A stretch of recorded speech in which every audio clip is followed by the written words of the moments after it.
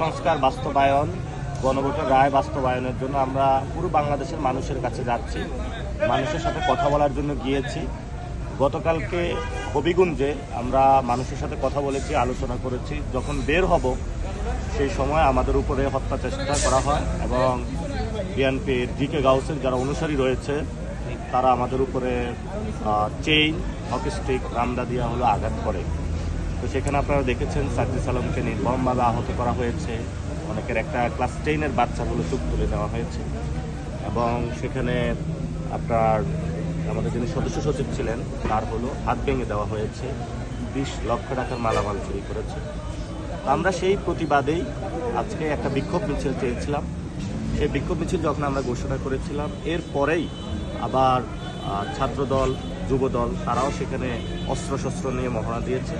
তো আমরা আজকে মৌলভীবাজার থেকে রওনা দিয়েছিলাম এবং মৌলভীবাজার থেকে রওনা দেওয়ার সময় আমাদের প্রথমে 400 পুলিশ দিয়ে তারা প্রতিহত করেছে। আমরা সেই ব্যারিকেড ভেঙেছি। বালু ট্রাক্টর রাস্তায় বিজিবি বিভিন্নভাবে আমাদেরকে হ্যারাসমেন্ট করেছে। আমরা রাস্তায় বসেছিলাম। এখনও আমাদের পিছনে ছাত্রদলের প্রায় 1000 লোক সন্ত্রাসী অবস্থান করছে, যাদের হাতে রামদা, কুড়াল, দেশি অস্ত্রশস্ত্র আছে।